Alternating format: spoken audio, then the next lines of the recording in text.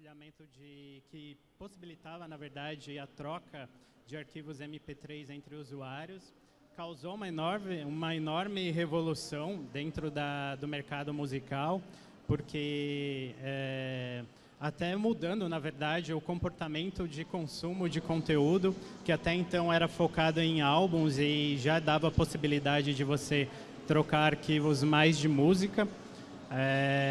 Logicamente que devido a toda a repercussão que esse serviço teve, ele acabou recebendo uma série de processos, principalmente de gravadoras e editoras, que entraram na justiça alegando, na verdade, infração e quebra de direitos autorais.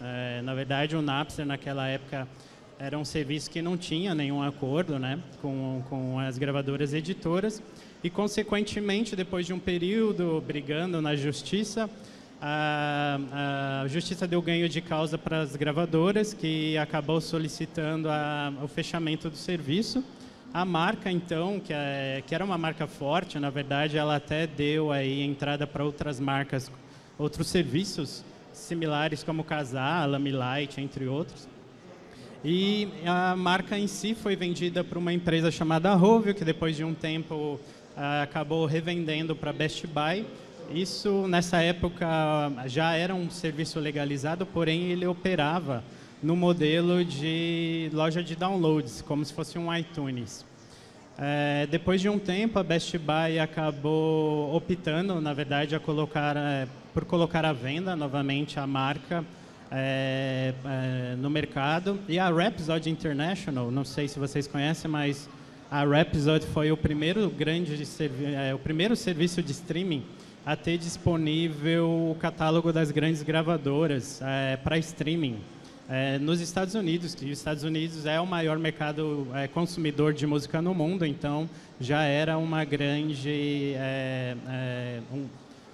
grande diferencial. A Rhapsody International então comprou a marca Napster e acabou relançando o serviço no modelo de streaming pago, principalmente na Europa e posteriormente na América Latina. Na América Latina, o serviço está disponível desde 2013, onde basicamente a gente tem até uns planos não, né? Na verdade, acessos gratuitos, que varia no caso de 7 a 30 dias, porém o foco é essencialmente no streaming pago, que é o que gera receita e que, consequentemente, a gente acaba efetuando os repasses para os detentores de direitos, sejam as gravadoras que repassam para os artistas, sejam as editoras que repassam para os autores. Hoje, a gente já tem aí no mundo mais de 3 milhões de assinantes pagos dentro do serviço, dentro da nossa base, 80% desses usuários acessam o serviço exclusivamente por aplicativos móveis, nos celulares ou tablets. E a média desses acessos é mais de 15 dias por mês. O ano passado a gente acabou tendo um volume aí de 100 milhões de dólares, que a gente efetuou o pagamento tanto para as gravadoras como para as editoras, que deu uma média aí de 65 dólares por usuário no ano. Nossa base, dentre esses 3 milhões, ela é composta aí 65%, ela é proveniente, na verdade, das parcerias que a gente estabeleceu, principalmente com operadoras de telefonia móvel, e 35% são usuários e clientes que vieram diretamente, assinaram um serviço diretamente no nosso site, seja no Rhapsody nos Estados Unidos ou no Napster na Europa e na América Latina. De 2013 para 2014, que foi o ano que a gente começou a operação na América Latina, a gente teve um ganho aí total de 60% na base de assinantes. Hoje o serviço ele é 100% legal, a gente não tem nenhum tipo de problema relacionado à parte de direitos, seja autoral para os autores, seja artístico, no que se refere às músicas de fato gravadas, que a gente chama de fonomecânico. E a gente tem acordo aí com as grandes gravadoras, que são conhecidas como majors, e também com selos independentes, que não só aqui na América Latina, como no mundo inteiro. E no meio do caminho tem também os agregadores de conteúdo, que são empresas especializadas, na verdade, na distribuição de conteúdos já digitalizados, e eles fazem acordo com pequenos selos que nem sempre têm condições de fazer essa distribuição e ter acordos diretamente com os grandes players de streaming, não só de streaming, mas também de downloads mundo afora. Então, às vezes, esses selos são distribuídos também através de agregadores de conteúdo. Hoje, o nosso catálogo é um dos maiores aí do mercado. Eu acredito que o Deezer hoje é o segundo maior. Eles anunciam aí que tem 35 milhões de músicas dentro do catálogo. A gente hoje tem 36 milhões, na verdade já passou essa quantidade, já está bem próximo de 36 milhões e meio. Ele continua crescendo porque a gente continuamente vem desenvolvendo acordos para adquirir novos catálogos, principalmente de selos locais. Como a gente é um produto global, a gente sempre tem essa intenção de, começando a operação em determinado país, de ir atrás também dos selos que são relevantes dentro daquela localidade para também trazer para dentro do nosso acervo. Acho que Spotify, por exemplo, Google Play, entre outros que são aí bem conhecidos, né, atuando no modelo de negócio de streaming, eles anunciam que tem aí em torno de 30 milhões, então a gente tem uma vantagem boa. A gente, o Napster, hoje opera em 32 países, que já é uma operação grande. A principal região que em termos de assinantes, para a gente é a Europa, que tem aí em torno de uns 19 países operantes. A segunda é os Estados Unidos, que na verdade foi o primeiro país onde o serviço de fato começou a operar. E depois vem a América Latina, que entre todas é a região novata aí. Porém, com os resultados que a gente vem alcançando em termos de crescimento, tem uma projeção que de 3 a 4 anos a gente tem um grande potencial aí para se tornar, inclusive, a principal região em termos de base de assinantes dentro da empresa.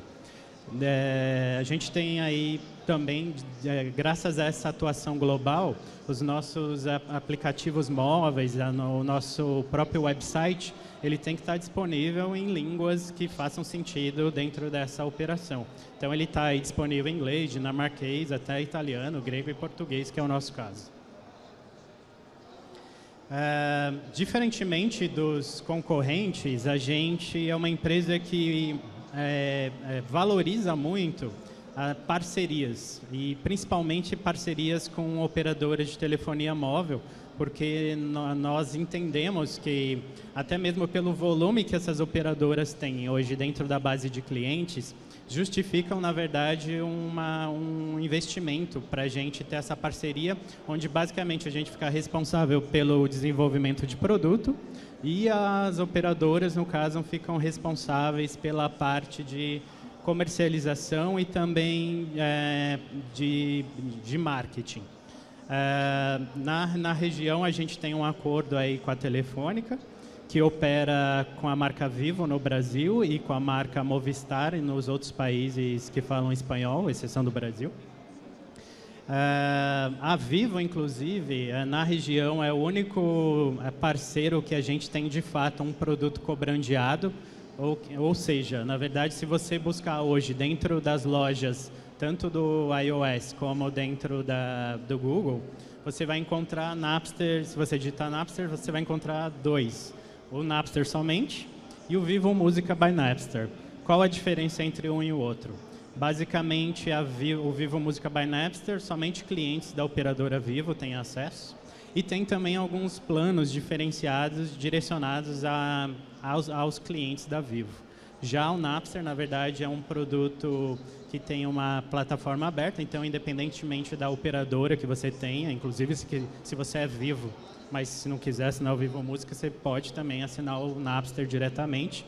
A grande vantagem, na verdade, dessa operação que a gente tem com as operadoras, não somente com a Vivo, é que os clientes eles podem utilizar a forma de pagamento em conta, no caso dos clientes pós-pagos. Então, já vem lá junto com a sua conta mensal discriminado todos os serviços que você utilizou, inclusive o Napster. E se você é um cliente pré-pago, na verdade, e tem créditos disponíveis, na verdade, esse valor vai ser abatido da sua conta e você pode utilizar o serviço enquanto tiver em caráter de com pagamento em dia. A gente tem também outros parceiros aí, globais, que basicamente são mais parceiros de comunicação e algumas ações para divulgação e captação de novos assinantes, mas em menor escala. A gente tem um acordo recente com o Twitter, que por enquanto está só nos Estados Unidos, mas em breve deve chegar ao Brasil, onde, como a gente, na verdade, é um serviço que é extremamente focado em pago, se você não for um cliente pagante, consequentemente, você não tem acesso ao serviço. Se não tiver no período de trial também, que permite de 7 a 30 dias gratuitamente. Com esse aplicativo que a gente desenvolveu com o Twitter nos Estados Unidos, é possível que os usuários, através de compartilhamento dentro do Twitter, consigam ouvir as músicas gratuitamente e inteiras, utilizando o aplicativo da Rhapsody lá. Aí aqui alguns exemplos de ações que os nossos parceiros, aí, principalmente as operadoras, desenvolvem para promocionar o serviço. Então, tem desde inserções comerciais no The Voice da Itália, falando do Napster, do Vivo Música by Napster, aqui, que eles desenvolveram uma campanha chamada Bota Pra Tocar, que eles desenvolveram, inclusive, vídeos mais para divulgação em redes sociais e também algumas campanhas em ponto de venda. A Vodafone na Holanda, aqui, com campanhas também em ponto de venda, e a Movistar, que, de fato, foi uma operadora que investiu bastante, inclusive teve campanha em TV para divulgar o serviço. Aqui alguns modelos de ações, desde e-mail marketing até ações em social media, ativação via SMS, push notification, entre hot site para web. Algumas ações também de PDV, como posters, estações de demonstração, que é bem importante, porque ajuda a gente, na verdade, a fazer com que o usuário, o cliente, né, dentro da loja, entenda melhor como funciona o serviço e até se motive a assinar.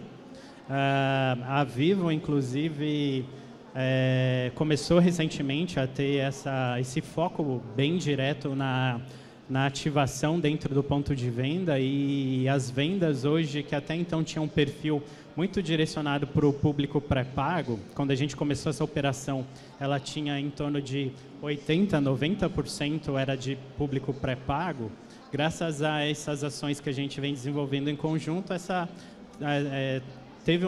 tendo uma migração, e aí a gente hoje já está aí numa fase, um percentual de 70% da base de pré-pago, porém a nossa intenção é que aí breve a gente consiga, na verdade, fazer com que a nossa base de clientes pós-pago ultrapasse a de clientes pré-pago. Isso, e por que é importante?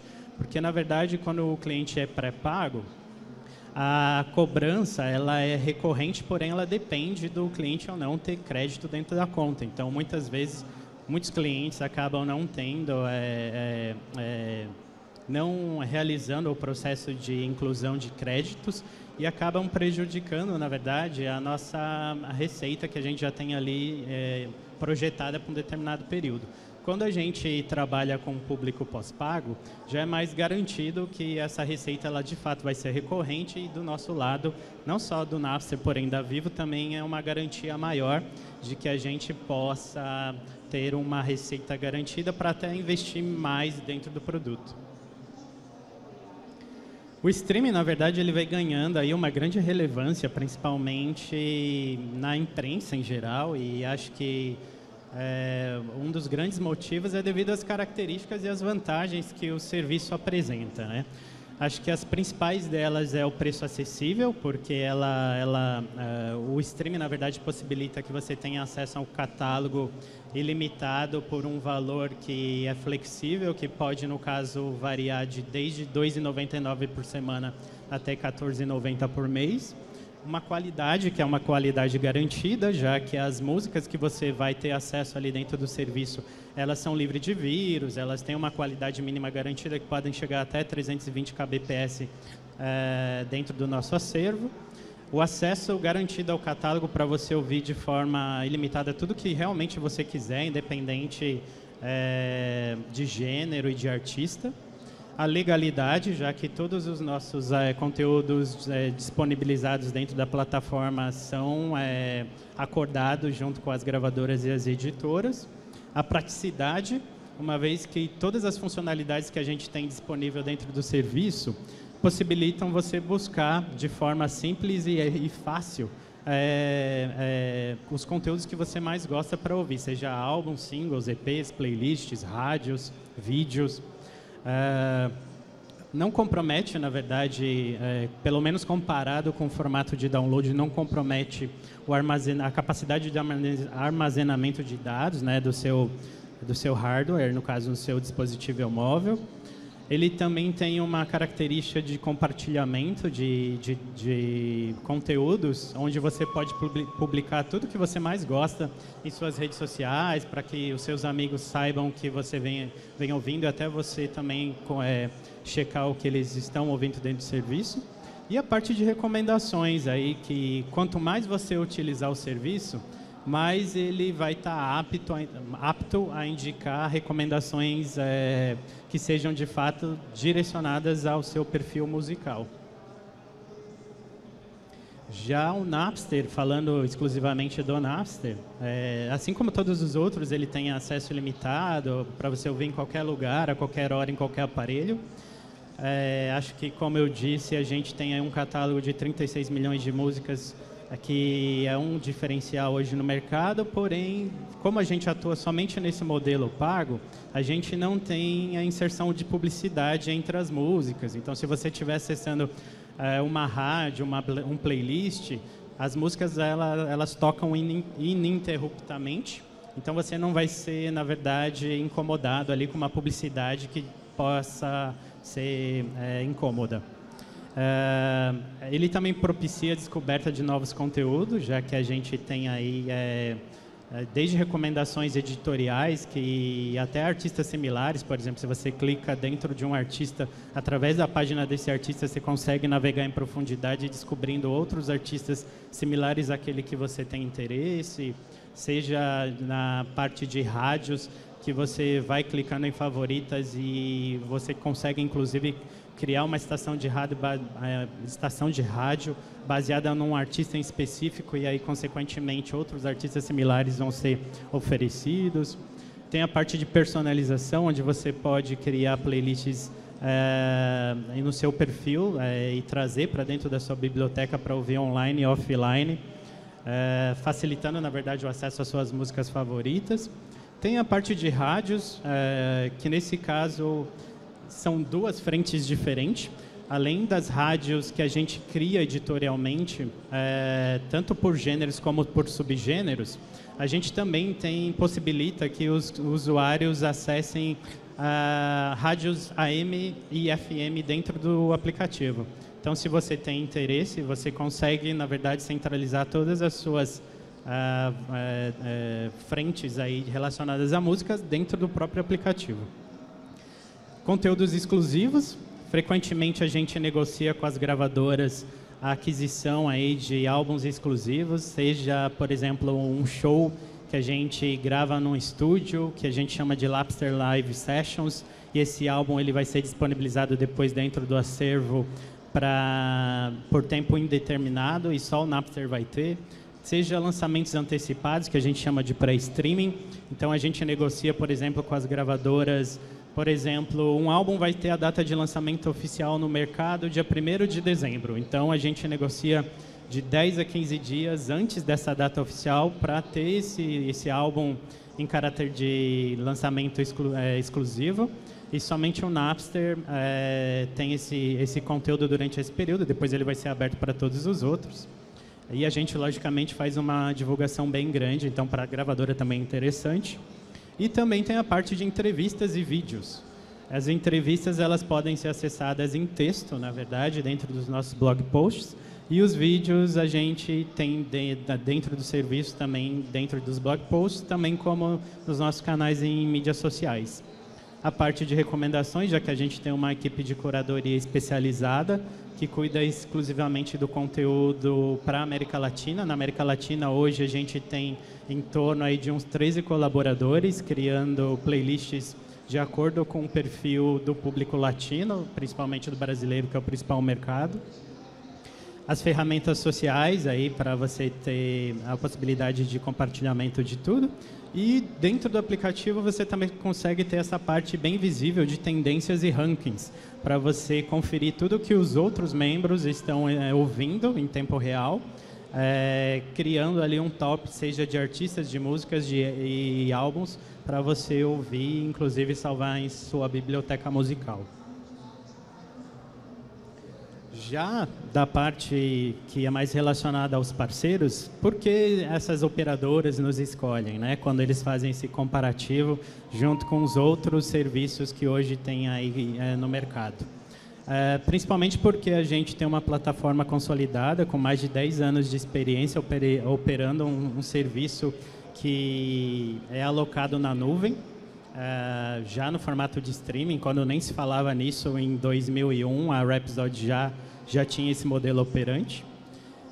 O open source, no caso, que possibilita aos desenvolvedores, né, criarem aplicativos, seja a nossa equipe internamente, seja diretamente por terceiros.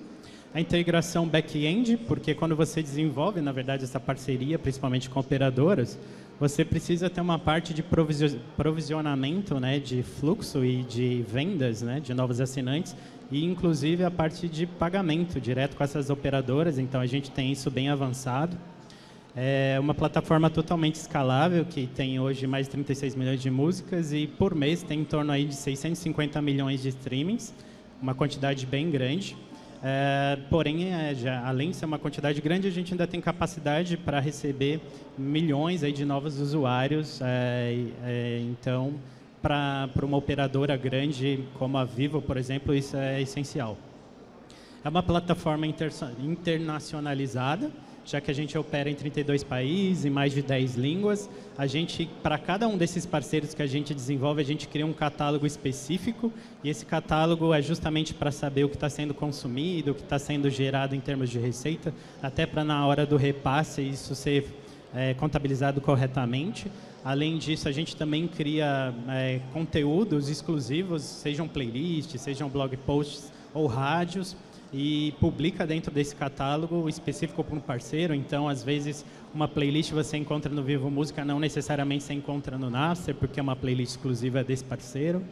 E os gêneros, né, a árvore de gêneros e de tags, que é adaptada por geolocalização. Então, se você hoje está aqui no Brasil, já tem o serviço disponibilizado, e você viajar, na verdade, para a Argentina ou para outro país, você tem lá a possibilidade de acessar a árvore local de gêneros, que, consequentemente, vai trazer uma proposta adequada ao local onde você está.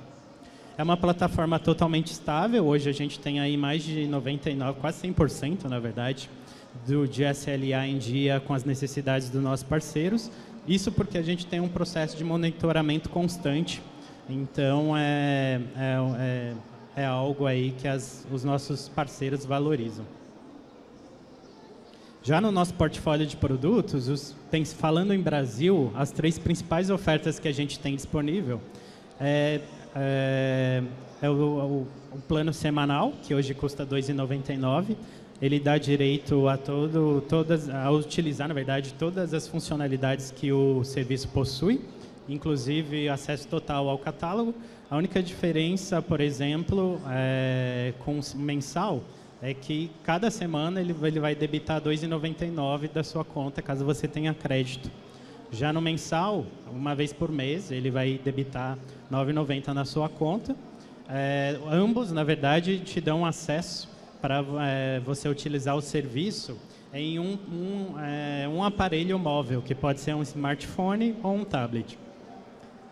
E o plano mais completo que a gente possui, que a gente chama de Premium, ele é 3 em 1. Então, ele é um pouco mais caro porque, na verdade, além de na verdade, em termos de funcionalidade de catálogo, é exatamente igual, porém ele te dá a possibilidade de você ter 3 aparelhos conectados ao serviço. Então, pode ser, por exemplo, sei lá, 2 smartphones e um tablet ou vice-versa. Você, na verdade, tem uma maior volatilidade aí para ficar livre e escolher o que se adapta melhor à sua necessidade. O serviço hoje está disponível nas principais plataformas, né, disponíveis aí no mercado, iOS, Android, Windows Phone, Mac, PC. A gente constantemente trabalha para sempre disponibilizar o serviço também em outras possíveis novas plataformas, seja até TVs conectadas, videogames, entre outras frentes. E já falando um pouquinho de conteúdo, os formatos editoriais que você encontra dentro do serviço são os mais...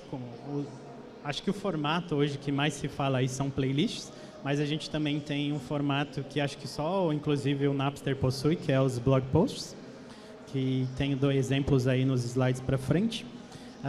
Biografias, que dentro do perfil dos artistas você encontra os textos descritivos ali falando um pouco da carreira desses artistas. Listas de lançamentos, que não somente da página principal, dos principais lançamentos que ocorrem naquela semana, mas também por gênero e subgênero. Então, você consegue acessar cada gênero e subgênero e ver quais os lançamentos daquela semana daquele gênero específico. As rádios, que aí são tanto as rádios de transmissão, né, web, como as editoriais criadas baseadas em gênero e subgênero. As imagens, e aí as imagens é um controle que a gente precisa, por exemplo, fazer exclusivamente manual. Porque as únicas imagens que a gente recebe dos nossos parceiros são as imagens dos álbuns. Então, todas as imagens de artistas, de playlists, de blog posts e outras imagens que não sejam necessariamente de álbum, são imagens incluídas manualmente, tratadas e incluídas manualmente dentro do serviço, o que gera, na verdade, um volume bem grande de trabalho. Vídeos, que é um formato novo, novo na América Latina, porque, na verdade, na Europa, nos Estados Unidos, ele já tem algumas frentes sendo desenvolvidas utilizando esse formato já há algum tempo. Artistas similares, aí, como eu disse, você consegue conhecer artistas dentro do perfil de um artistas similares a ele, para você conhecer e facilitar esse processo de navegação. Resenhas de álbuns, que aqui é uma parte bem editorial, mais até jornalística, onde a gente inclui, aí, não dentro de todos os álbuns, mas dentro de alguns dos principais, uma resenha falando ali sobre o que você vai encontrar dentro daquele álbum, o que a gente achou daquele álbum, uma coisa um pouco jornalística mesmo. E a árvore de tags que a gente não só criou ela num primeiro momento, mas constantemente a gente tem que estar revisitando e até verificando se a gente precisa fazer alguma adaptação ou até mesmo criar novas tags para popular as playlists e facilitar esse processo de descoberta de novos conteúdos. Tem uma discussão bem grande aí no formato de playlists hoje sobre se esse formato é o futuro do consumo de música, principalmente num serviço de streaming. Na verdade, a gente sempre teve uma conexão grande aí com o consumo de playlists, principalmente quando a gente ouvia muito rádio, principalmente FM. Todos os programas, a programação definida dentro de uma rádio, ela é uma seleção de músicas curada por alguém, principalmente um humano, né? Que vai ali te oferecer um conteúdo para você consumir de acordo com a ordem que ele sugeriu. E depois que os serviços de streaming ganharam mais visibilidade, essas playlists elas acabam tendo maior visibilidade, porque você pode ouvir músicas que não pertencem necessariamente a um único artista, a um único gênero. Você pode, clicando numa playlist, ter uma série de músicas que são baseadas, por exemplo, num tema, que elas são crossover, ou seja, elas transitam muito entre gêneros e facilita, na verdade, a descoberta de novos conteúdos e até esse consumo mais generalizado de conteúdos que não necessariamente sejam do seu gosto pessoal. Você pode acabar realmente descobrindo coisas novas. Tem a discussão também das playlists criadas por usuários versus as playlists criadas pela equipe editorial. Do ponto de vista de produto, a gente acredita que ambas são importantes. Na verdade, a gente tem que ter uma oferta editorial curada ali por uma equipe de especialistas musicais, mas a gente também tem que dar a possibilidade para o usuário ouvir as playlists que são criadas também por outros usuários, sejam amigos ou sejam desconhecidos, mas que a gente precisa facilitar, na verdade, essa conexão e interatividade entre os usuários. E a curadoria humana versus as recomendações automáticas, né? A gente, como todos os outros serviços, a gente tem um código aí que cria essas recomendações automáticas e é muito baseada no seu consumo dentro do serviço. E tem a equipe especializada de curadores que, na verdade, criam playlists não somente contemplando o gosto musical deles, mas principalmente pensando em diferentes perfis de consumidores. Então, por exemplo, se é um jovem, se é um adulto, se é uma criança, se ele está triste, se ele está feliz, para qual momento do dia ele vai estar criando aquela playlist, para qual atividade ele vai estar sendo direcionado, se é trabalho, se é para viagem, se é um momento de descontração, balada. Então, tem uma série de variáveis aí que são levadas em conta nesse processo de curadoria, principalmente com uma equipe humana, né? Nos nossos formatos editoriais, aí, como eu disse, a gente tem esse modelo que acho que só a gente tem aí, que é o de blog posts. Basicamente é uma lista de playlists. As playlists elas podem ser criadas baseadas em um momento, em um tema, em um artista, em um álbum, em um show, em uma atividade, enfim, de uma década, em um ano em específico. E a gente traz dentro desse blog post um texto informativo mencionando qual a relevância que aquele conteúdo teve em determinado período, o que você vai encontrar dentro daquela playlist, a história de determinado artista ou a relevância de determinado álbum para a história da música, coisas nesse sentido, mas com caráter informativo e algumas curiosidades. Já na parte de formatos, a gente também tem a parte de tags, que foi adicionada recentemente dentro do aplicativo. Então, são tags que têm algumas top tags, né, são as tags principais. E aí, conforme você vai clicando dessas tags, vão surgindo subtags. E você consegue navegar em profundidade. E cada tag, na verdade, ela traz resultados de uma lista de playlists relacionadas àquela tag, seja por gêneros, atividades, humores, décadas. Então, por exemplo, aqui dentro dessa playlist Reggae Brasil, a gente encontra até 6 tags, que no caso é verão, na praia, reggae, viajando, enfim, entre algumas outras. As rádios, aqui só para exemplificar, aqui no caso são as rádios que a gente tem baseadas em gêneros e subgêneros.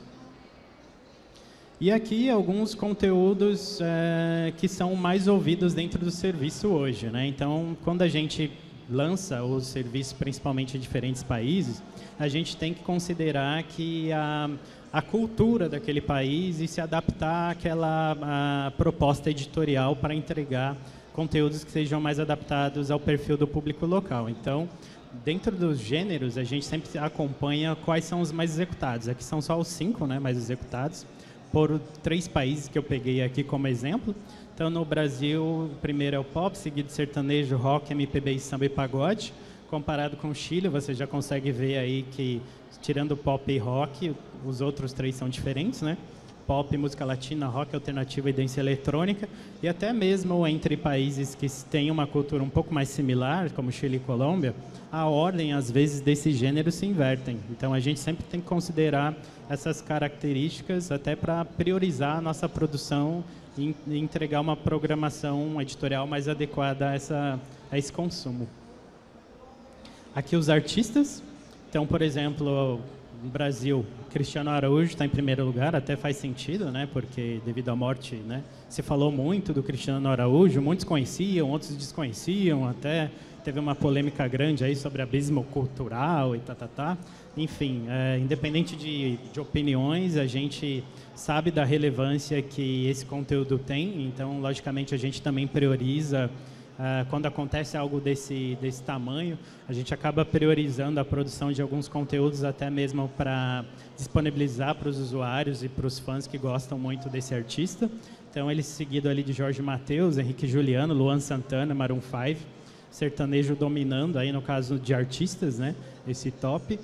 No Chile, artistas latinos principalmente, nas primeiras posições, né, Romeu Santos, Ricky Martin, Daddy Yankee, Ricardo Arjona, Don Omar.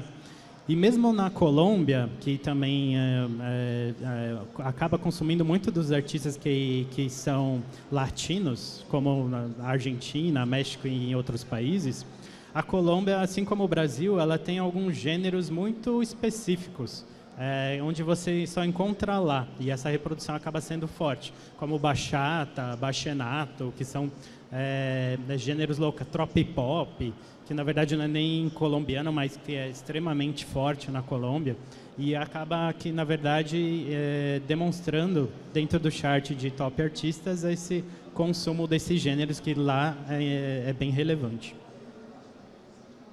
E até as playlists, por exemplo, no Brasil. As primeiras, as mais ouvidas, são Sofrência no Pagode, Top 50 Sertanejo, Sucesso na Versão Remix, Top 50 Pop, Adeus a Cristiano Araújo. Mais uma vez aqui os gêneros mais populares dominando as principais posições. E no Chile e na Colômbia já é um pouco similar nessa questão de playlists. Aqui, bandas sonoras animadas, a era disco, Live Aid, por exemplo, tem nos dois. O que diferencia aqui são os mais ouvidos no Chile e da Colômbia, e algumas de artistas aqui. Aí os principais desafios que a gente tem hoje como produto, acho que a gente sempre precisa estar com foco grande no engajamento de novos usuários, até para justificar, na verdade, os investimentos que a gente faz no desenvolvimento do produto, e também para manter essas parcerias que a gente desenvolveu em operação. Então, relacionado ao engajamento de novos usuários, a gente tem aí aumento da taxa de uso, aumento de tempo de permanência dentro do serviço por cada usuário, aumento na quantidade de plays por usuário. Então, a gente sempre está de olho nesses KPIs aí, né, que são os indicadores, para ficar atento e realizar alterações, principalmente dentro da programação editorial, que possibilite, na verdade, o aumento nessas taxas. A descoberta de conteúdos, que a gente está desenvolvendo, na verdade, um código próprio de recomendação dentro das rádios e até mesmo dentro das playlists.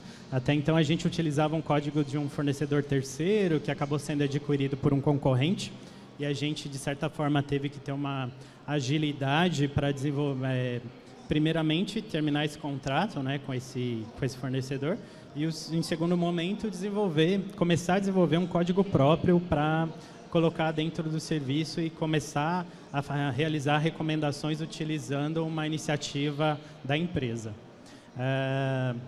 A criação de árvore de tags, que foi uma iniciativa que a gente teve e lançou faz uns 2 meses, então algo bem recente. E, além disso, a gente já sabe que a experiência de música é muito pessoal. Cada pessoa ela tem um gosto único e peculiar. Então, assim, se você perguntar qual é o melhor álbum, melhor artista para uma pessoa e para outra, cada uma vai dizer uma diferente. Porém, do lado de curadoria, a gente precisa ter isso em conta, mas também precisa saber que o nosso acervo é imenso. Tem 36 milhões de artistas, tem 3 milhões e meio de álbuns, tem 1,5 milhão de artistas. Então, assim, a gente precisa, na verdade, ter conhecimento, logicamente que é impossível conhecer tudo, mas a gente precisa ter essa curiosidade de sempre estar verificando o que tem de novo, até mesmo quem entrou de catálogo antigo, ouvir esse conteúdo e pensar como a gente pode utilizá-lo da maneira e disponibilizá-lo da melhor maneira para os nossos usuários. A obtenção de conteúdos exclusivos aí, que tem algumas partes, né, que vão desde a parte de aquisição de catálogos que hoje estão disponíveis no mercado, principalmente aqui no Brasil, tem muitos selos independentes que já foram relevantes no passado, tem uma história musical até muito rica, porém ainda não tem esses títulos digitalizados para inclusão dentro do nosso acervo.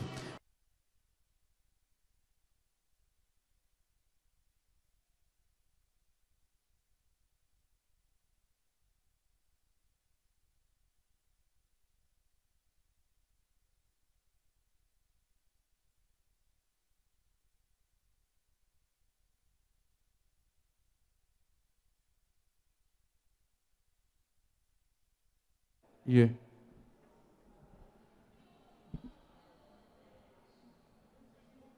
Oi.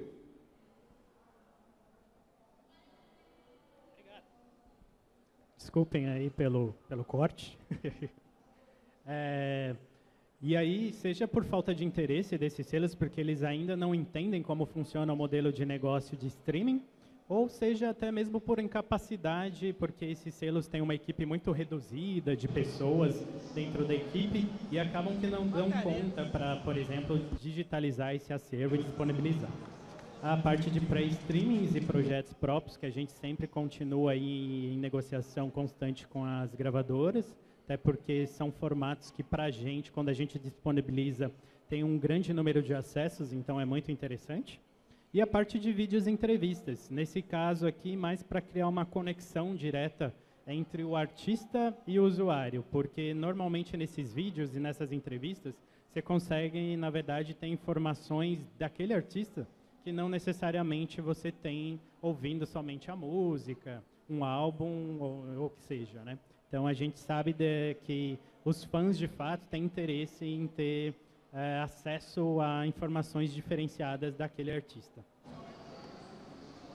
Apoio de artistas na difusão do streaming. A gente tem visto aí muitos artistas, na verdade, criticando o formato de streaming. E a gente entende, na verdade, que falta um pouco de entendimento de como essa cadeia, principalmente relacionado ao método de pagamento no que se refere aos direitos autorais e artísticos, ocorre. Então, a gente criou uma iniciativa aqui no Brasil, que é um comitê, que envolve todos os players, Napster, Spotify, Deezer, Google, com exceção da Apple, por enquanto, para começar a discutir esses temas e ver em conjunto como a gente pode trazer ganhos para o mercado como um todo. Agilidade e acompanhamento de temas cotidianos, porque a gente sabe, assim como a morte do Cristiano Araújo aqui, a gente tem que estar conectado em tudo que está acontecendo, não somente a um lançamento, né, daquele álbum, mas ao que ocorre relacionado à vida daquele artista. Então, por exemplo, ele morreu, a gente, consequentemente, precisa criar ali uma oferta de um conteúdo homenageando aquele artista para os fãs, e ter principalmente antecedência na criação desses conteúdos, não no caso desses de última hora, como o de morte, mas tudo que a gente vai criar em termos editoriais, de blog posts, playlists, rádios, tags, a gente cria a gente faz uma reunião de pauta para definir com uma antecedência de 1 mês e meio tudo que vai ser criado e disponibilizado dentro do serviço. Isso porque precisa de um processo de pesquisa, de curadoria, que não necessariamente é ágil, e a nossa oferta, em média, por mês, a gente cria em torno de 100 novas playlists para disponibilizar dentro do serviço, então é uma quantidade grande.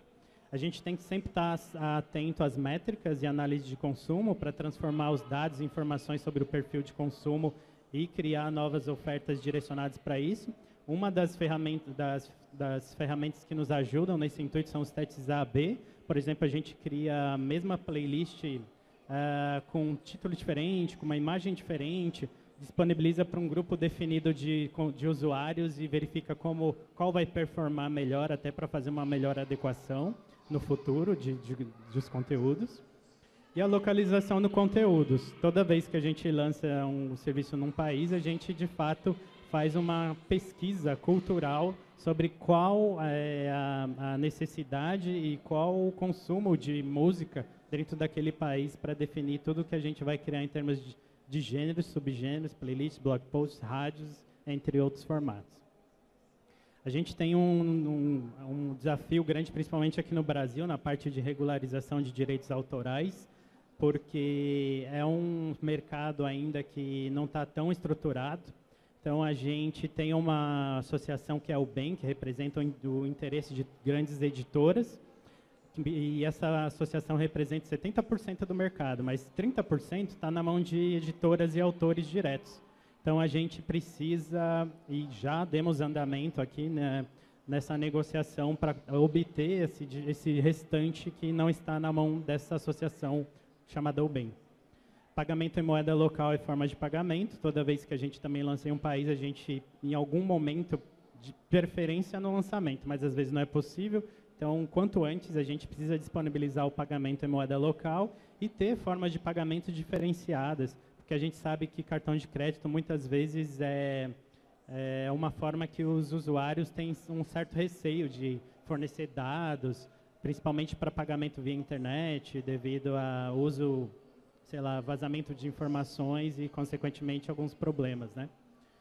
A qualidade da banda larga, que é algo que não depende exclusivamente dos players de streaming, né? A gente depende, no caso, aí mais das operadoras, que sejam as de 3G, aí no caso de telefonia móvel, seja as de cabeamento, que possibilitam aí o Wi-Fi, por exemplo.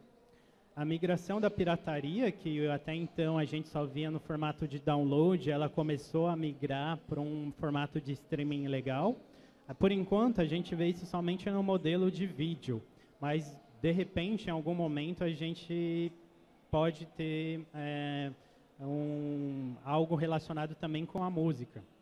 No modelo de vídeo, por exemplo, o Popcorn Time, acho que é o mais famoso até então, e acho que é algo que a gente sempre precisa estar atento para não sofrer no futuro.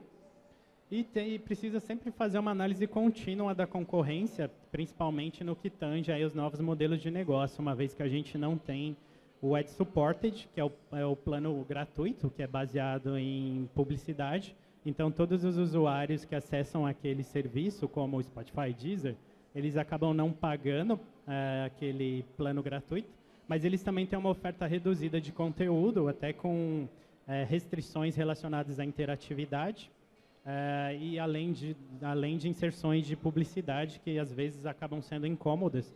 Então, do nosso lado, a gente sempre está pensando em como melhorar o produto, desenvolver um novo modelo de negócio, mas que, de certa forma, vá também de encontro com os interesses dos consumidores e não prejudicando, de certa forma, a experiência de uso dentro do serviço. E aqui eu coloquei, para finalizar, até porque acho que já está acabando mesmo, um slide citando mais ou menos como funciona o método, o ciclo de pagamento dos royalties, né? Que acho que é uma das coisas que quando os artistas criticam o modelo de streaming, muitas vezes acho que falta um pouco desse entendimento de como esse cálculo é feito. Então, por exemplo, isso falando do Napster, né? Porque a gente só trabalha com modelo de streaming pago. Provavelmente para outros sistemas de ad-supported, de outro modelo de negócio, deve haver um outro sistema. Porém, acho que vale ressaltar também que dentro dos contratos que a gente tem com as gravadoras, tem 3 modelos de negócio diferentes. Então, às vezes, pode ser pago um mínimo garantido por streaming, um mínimo garantido por usuário, ou revenue share, que é o mais utilizado. E esse chart, esse slide, na verdade, retrata o modelo de revenue share. Então, a primeira etapa é o pagamento à gravadora, onde a gente tem aí a receita que o Napster arrecada mensalmente, que é multiplicada pelo total de execuções que essa gravadora tem em determinado mês, dividido pelo total de execuções totais do Napster. Então, por exemplo, a gravadora Universal teve 100 mil execuções ante um total de 1 milhão de execuções, um exemplo.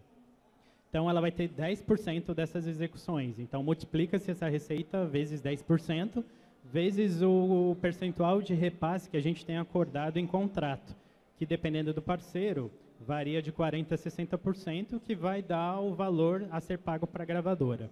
Já numa segunda etapa, que é a etapa que é pago ao artista e que não cabe a nós, serviços de streaming, mas sim às gravadoras, essas gravadoras pegam a receita que o Napster gerou, ou todos os serviços de streaming, multiplica pelo total de execuções do artista, dividido pelo total de execuções daquela gravadora.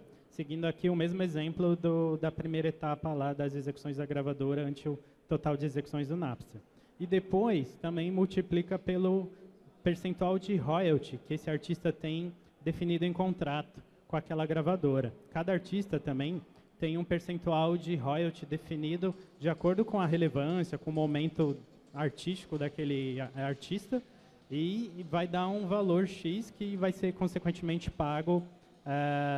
Se for, no caso, direitos artísticos, vai ser pago a cada mês, mensalmente, para esse artista. E se for, no caso de autores, ele é pago trimestralmente. Então, ele vai receber pelo último trimestre. E acho que acabou o tempo também. E acabou a apresentação.